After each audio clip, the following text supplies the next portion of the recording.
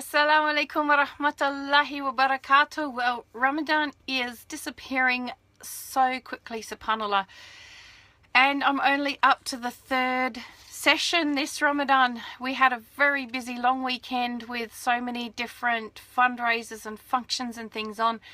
I didn't actually get online like I was planning to. But inshallah, we'll make up for it today.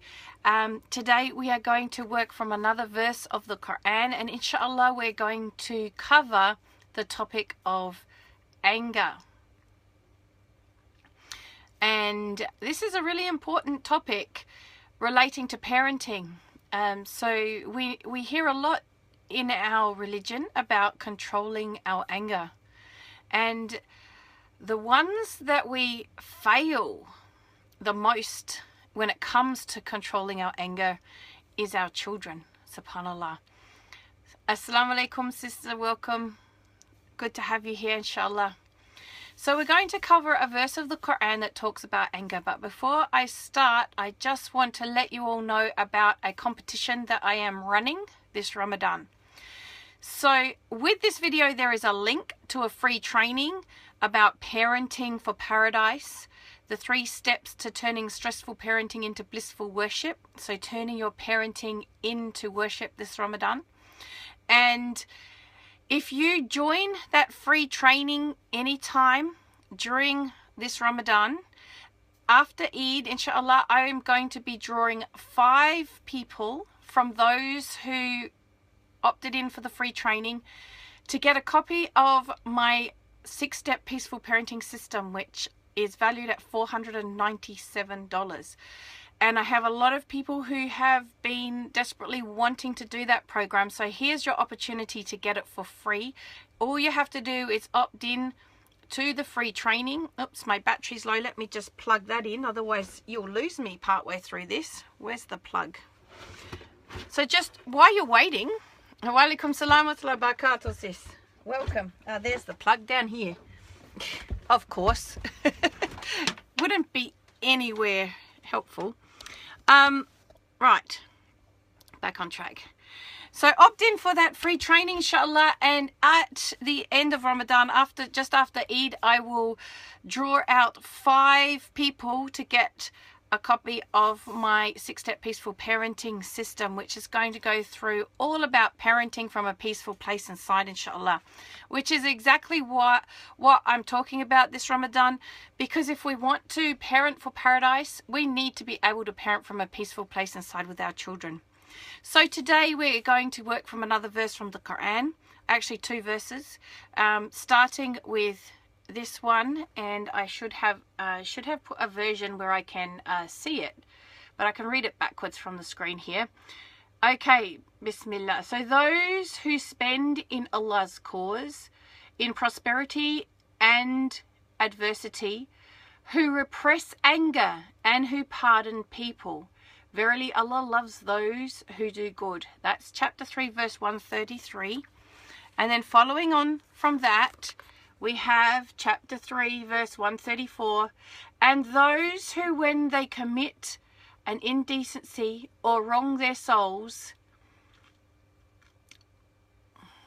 couldn't read that, remember Allah and ask forgiveness for their sins, and none can forgive sins but Allah, and do not persist in what wrong they have done when they know. Okay, so we're going to look at this from a parenting perspective today. Now that doesn't mean that these verses that we're going through are only about parenting. I'm just trying to get us to think about how these things relate to parenting, because so many of us, much of our day is spent parenting. So let's make that an act of worship by understanding how we can apply our religion into our parenting and make it something that Allah subhanahu wa ta'ala will reward us for, inshallah. Okay, so let's start with here. Those who spend in Allah's cause in prosperity and adversity, who repress anger and who pardon people. Verily Allah loves those who do good. Okay.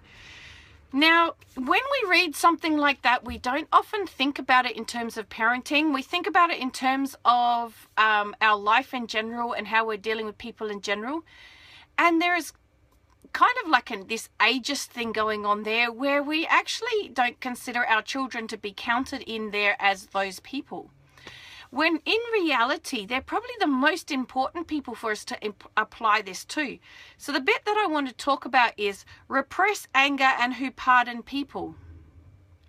Now, so often our children will do something and we get so upset with them. In fact, you know, it can be a split second and we've said or we've done something to our child that we really didn't intend to do.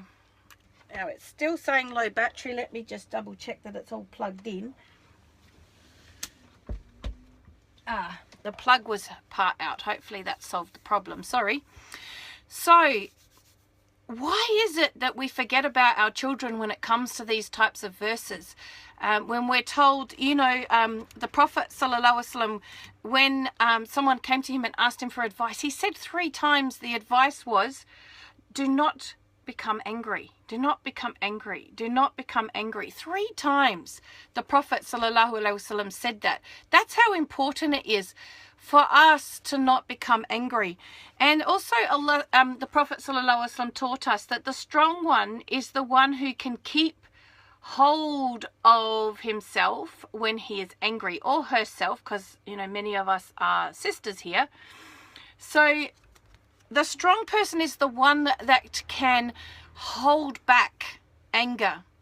And this is really important for our children. So last time we talked about patience, and I think I talked about the spilt milk, you know, because there's this saying, don't cry over spilt milk, so it seemed like a good example to give. But quite often when a child will do something as simple as spilling milk, we lose it. Or a child doesn't do what we ask them to do the first time, the second time, the third time, maybe the 4th time, we're absolutely screaming livid at them. Or, you know, a child is taking too long to get out the door to go to school, or just to get in the car for wherever we're going. Or the child won't go to sleep and we're really tired. You know, a lot of really, really common household situations, we end up losing it. And we're losing it at our children. And we're not thinking about how our children deserve as much as anyone else what it says in this verse, which I'll put back up because there's a lot of people who've just joined us. The verse that we're looking at the moment is, those who spend in Allah's cause in prosperity and in adversity, who repress anger and who pardon people, verily Allah loves those who do good. So we're talking about the repressing anger and pardon people. So there's the first part we're talking about is the anger, and how easy it is for us to get angry at our children. And yet, if other people's children did it, if other people did it, other members of the family or friends or just general people did something similar, we would know how to control our anger, and we wouldn't get angry at them like we do with our children. So in a sense, if you think about it, this is very unfair and unjust of us, that we're saving all of our anger for our children. And a lot of people actually say, oh, my children drive me crazy. They make me angry. They make me mad. You know, this kind of language that we use. And we often use language with children, oh, if you do this, it'll make me happy. And what we are actually doing is placing our mental well-being on our children, which again is totally unfair. They're children. It's our responsibility to care for them and be responsible for them, not for them to be responsible for us. But when we are telling our children that they are the ones that make us mad, that they are the ones that drive us crazy, that they are the ones that make us happy when they do the right thing, we are actually placing a huge responsibility on our children, that they're responsible for our emotional well-being. And it's not true at all. Actually, with all the studies I've done in psychology, in fact, we are totally responsible for our own emotional well-being. Our happiness, our sadness, our anger, all of our feelings actually come from within us, from our thought in the moment. So that being the case, you can see how even more unfair it is that when a child does something wrong, or is a bit too slow to get to bed, or a bit too slow to get in the car, or makes a mess of their food, or talks back, or does one of these things, and then we're losing it at them, how we are perhaps being unjust and unfair on them. The next part of the verse said, and pardon people, who pardon people. And I hear over and over again from mums, and honestly, people, please, I apply everything that I'm saying to you. I'm reminding myself first. I'm a mum of 5 kids, and I do lose it sometimes, not as much as I used to, because I've learned all about this, and I've learned all about where my feelings come from and take responsibility for my feelings. So when I lose it, I'm very quick to say to my kids, I'm having a angry moment, or I'm having a grumpy moment, or I'm having a stressed moment, and it's not your fault. And then they can cope better with the mood that I'm having. Alhamdulillah. Anyway, back to the pardoning people. So someone else might break something of ours, or they might hold us up, and we're more patient with them and we're more forgiving to them. But if it's our child, we give them such a hard time, and we can be so unforgiving. In fact, it gets to the point I hear a lot listening to some parents where they've got to the stage where they're finding it even really difficult to have loving feelings towards their child, because they're so upset and can't get to the point of feeling that feeling of forgiveness towards their child for something that their child has done, or the things that their child has repeatedly done. And what we see happening in that moment is the parent-child relationship breaking down, because in that moment, that's when our child needs us to be that rock for them, that solid person for them, that's going to calmly help them steer themselves back on track. But when we're losing it with them, when we're not able to forgive them, and we're feeling only those hard feelings towards them, when we can't feel those loving feelings towards our child, then actually it's exacerbating the problem and making it much harder for that child to come back on track. And so when we look at this verse where it says, who repress anger and pardon people, let's apply it first and foremost to our children. Let's repress our anger towards our children when they make a mistake, because honestly, sisters, do you ever not make a mistake? Are you faultless? Do you walk through your life without making any mistakes? Of course you don't. Every single one of us are making mistakes every single day. Would you want to be shouted at every time you make a mistake? Would you like to be punished every time you make a mistake? Would you like the people around you to judge you and then cease to not have loving feelings towards you because you've made a number of mistakes? When we think about it like that, that's what we're doing to our children. And so we're not applying this verse to our children at all, subhanAllah. And I get it. I know it's really hard being a parent, and it really does stress you out, and it really is hard to control your anger.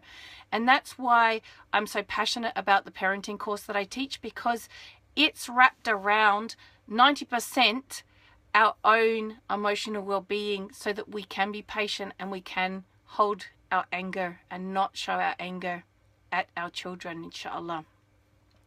So the last part of the verse for this bit is, verily Allah loves those who do good. So again, that's just adding more evidence to support how our parenting can be an act of worship, because if we're applying this verse to our children, then essentially, inshallah, we're doing something that Allah is going to love, and is going to be giving us that extra blessing and reward, inshallah, this Ramadan. So that's why this is called Parenting for Paradise. But let's continue on, because there's more lessons to be learnt from the next verse from the same surah. So, and those who, when they commit an indecency or wrong their souls, remember Allah and ask forgiveness for their sins, and none can forgive sins but Allah, and do not persist in what wrong they have done when they know. I think it says when they know, while they know. So how does that apply to what we've just been talking about? Let's look first at where we've wronged our souls. So I'm hoping with what I've said regarding the first verse that we went through, the verse before this, chapter 3, verse 133, that you understand that if we are wronging our children by shouting at them at a time when we should be being patient and forgiving towards them, that this essentially is where we're wronging our souls, that we're taking responsibility that we've slipped up, that we've made a mistake. So many times parents won't actually seek forgiveness from Allah for what they've done to their children, because they feel that they have a right to have done that, because they feel that they're correcting their child, or they're getting their child back on track because their child did the wrong thing. And this is actually incorrect, because if we are shouting, screaming and hitting our children as a way of turning their behavior around, we're actually harming them. So we are actually doing something that's not pleasing to Allah. And so we need to be thinking about asking Allah to forgive us for our shortcomings in our parenting. Because you know what, we try our best, but we do end up losing it. So the first part here, it says, and those when they commit an indecency or wrong their souls, remember Allah and ask forgiveness for their sins. I'm suggesting, sisters, there could be brothers here too. I'm suggesting that we make sure that this Ramadan, when we're asking Allah to forgive us, that we ask Allah to forgive us for our shortcomings in our parenting. Because this is one of the most important roles that we will have in our life.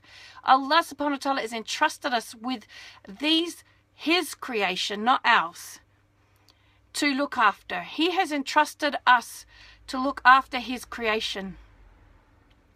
And when we wrong that creation, we are now wronging Allah, or we're displeasing Allah. So let's use this time, this Ramadan, to actually reflect upon our parenting and ask Allah subhanahu wa ta'ala to forgive us. And then of course it says, and none can forgive sins but Allah. And what I want you to take away from that is that it's still hopeful, that we can be forgiven. We haven't done anything that can't be undone. And that's the beautiful thing about the type of parenting program I teach, is it's all about undoing any damage that we might have done, learning how we can look after our own emotional well-being, but also how we can look after the emotional well-being of our children, and how we can support them through healing through the hurtful experiences they've had, even if those hurtful experiences were from us. So when we look at this bit where, and none can forgive sins but Allah, I want this to be that it brings us hope. Hope that, if what I've told you up till now has made you start to feel really badly about what you've been doing with your children, I want you to turn that around now and stop beating yourself up, because that's not helpful. Beating ourselves up doesn't actually solve the problem. And just remember that Allah can forgive anything if we repent sincerely to Him. And then there's a really key part at the last part of the verse where it says, and do not persist in what wrong when they have wrong they have done while they know. So in other words, now we know it's time for us to start taking steps towards changing the way we're parenting, so that we are now doing it in a way that's pleasing to Allah, so that we are now parenting for paradise. So that means learning what you need to learn in order to parent from a peaceful place inside. When we parent from a peaceful place inside, that doesn't mean we allow our children to get away with things. We set limits, but we do it in a very respectful, warm and loving way. We're not saying that we are very permissive towards children at all. What we say is that we're respectful, we're understanding, we treat them like the little human beings that they are. Instead of seeing them, say, as children, as a different type of thing than adults, we see them as little humans. And so just as you would treat any other human being, you would treat them with respect, Listen to them. Show them they're important. Listening to them is the big one. We're not listening to our kids. We're too busy talking and directing and telling them what to do to listen. And when they make a mistake, instead of being their enemy in that moment, be their ally. Help them through that. Because by doing that, we are teaching them life skills in how, when they make a mistake as an adult, they can fix it. And when we make a mistake, when we slip up, when we do get angry with our kids and we shout at them, or we might even hit them or something in that moment, then let's show them what you do when you make a mistake, and let's apologize and say, you know what? You didn't deserve that. I got angry and I made a mistake by doing that. I'm so sorry. Most people think, well, they'll lose their kids' respect if they do that. It's actually the opposite. You'll find that your children will respect you much more, and you're teaching them how to be a strong person, because the strong person is the person who comes forward and apologizes and tries to right the wrongs that they've done. Because if we're going to repent to Allah for what we've done, we have to make amends for the damage that we did as well. SubhanAllah. So let's just quickly go through the verse again from the beginning and give a quick recap of what we went through. Those who spend in Allah's cause in prosperity and in adversity, who repress anger and who pardon people, verily Allah loves those who do good. That's chapter 3, verse 133. And what we went through there is about repressing our anger instead of having our anger taken out. We take our anger out on our children. And who pardon people, in other words, being more forgiving and understanding towards our children. Verily Allah loves those who do good, meaning then this is another evidence that what we're doing then is pleasing to Allah and can be a blessing and be something that is rewardable in the way we're parenting our children, inshallah. And then we went on to, and those who, when they commit an indecency or wrong their souls, remember Allah and ask forgiveness for their sins. And none can forgive sins but Allah, and do not persist in what wrong they have done while they know. Now that's in chapter 3, verse 134, so it's the following verse from the one we just went through. So here it was about actually realizing that perhaps the way we've been parenting our children isn't a way that's pleasing to Allah. And actually seeking forgiveness a lot, and being concerned about the fact that a lot of parents perhaps don't feel the need to seek forgiveness for how they're parenting their children because they feel justified in their behavior because their children did the wrong thing, not realizing that in fact, perhaps their way of correcting that is not a way that's pleasing to Allah. And in fact, understanding that it's not actually what the child did that's made you angry, and so therefore by taking your anger out on your child, you are not actually being fair or just with them. And then to be more hopeful, and none can forgive sins but Allah, is to remind ourselves that there's always hope. There's always hope to move forward, not to feel depressed and down and give ourselves a hard time for the way we've parented before now, but to understand that we can move forward from here and we can be forgiven for anything we've done, even by our children. We can turn these things around and make up for them. And then the final bit, and not to persist in the wrong once we know, is meaning that from now on we do everything we possibly can to turn around our way of parenting and make it a better way, inshallah. So I hope, inshallah, that's been beneficial. All of you who are here, I'm running a competition this Ramadan.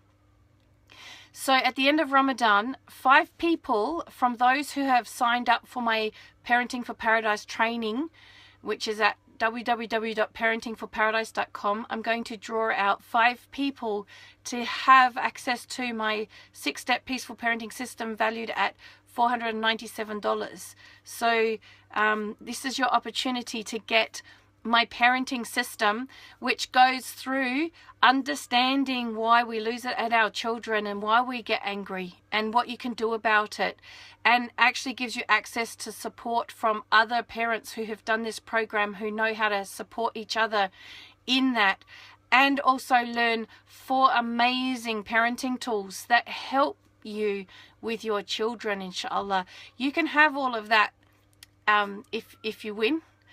But in order to win, you need to opt in to the free training that is on the link with this video, inshallah. So we'll draw that the day after Eid, inshallah. So you jump in now before you forget. And make sure you actually do the training. The training is very valuable. It talks about how we can turn our parenting into an act of worship. At the end of the training, I actually give you access to another training, which is all about how we can, turn around children's behavior this Ramadan, so we can have time to worship Allah as well. So there's a lot of free bonuses there. So even if you don't win, that you'll win by what you'll learn, inshallah. Any questions? Anyone got anything they want to ask about what we've learned today? Any comments, things that you want to tell me about? And even if anyone has taken anything from these sessions and applied them at home and you've had some successes or whatever, share them. I'd love to hear. So the floor's yours. I will wait and just see for a moment if anyone has anything they want to share, inshallah, or ask. And while we're waiting, click on that link and join the free training, inshallah. It also means that you'll be on my email list, so when I'm planning to come online for the next session on parenting, then inshallah you'll get an email. You need more? Inshallah there'll be more. As much as I can, I want to share this Ramadan. My plan for this Ramadan is parenting for paradise and sharing as much as I can, connecting as much as I can of what I know of parenting with our religion, to show you how, living our parenting can actually be an act of worship as well. Gives us an opportunity to worship Allah 24/7, doesn't it? Alhamdulillah. I don't read Arabic, I'm afraid. I can tell that it says Sha Allah. I can read it a bit. Oh, I can see it's okay. Sha Allah wal akbar alhamdulillah rabbil alameen. Now I'm starting to get a bit lost. It's a dua, I think. Jazakallah khair. I need all the little symbols on there to read my Arabic properly. Alhamdulillah.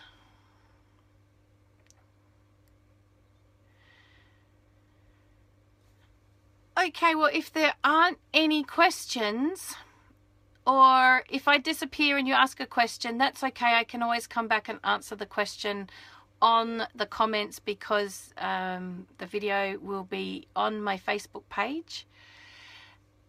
If you missed the beginning, I highly recommend you go back to the beginning and listen to the beginning, because I guess the essence of this was about anger, and we began the session on that topic, and I'd love for everybody to actually hear that. Alhamdulillah. Jazakallah khair for that takeaway. I'm glad that that's what you're taking away. Of course we should respect our kids.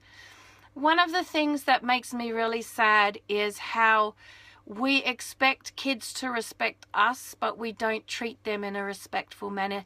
How are they supposed to understand and know what respect is, to treat us with respect, if we're not respecting them? They need to see us model it for them to understand it and be able to model it back at us. I hope that makes sense. That applies to everything. If we want our children to know how to seek forgiveness from Allah when they make a mistake, let's show them how to seek forgiveness from Allah. When we make a mistake, we will show them how we're seeking forgiveness from Allah, how we're rectifying our mistakes. That's the best way, rather than yelling and screaming and hitting. Alhamdulillah. So inshallah we'll go through more this Ramadan, inshallah. Don't forget to opt in for the free training and learn more from that too.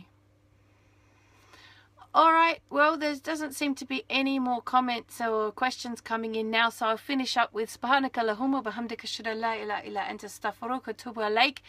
Anything I've said that is correct is from Allah. Anything else that may be incorrect is from myself, and you're most welcome to tell me about it.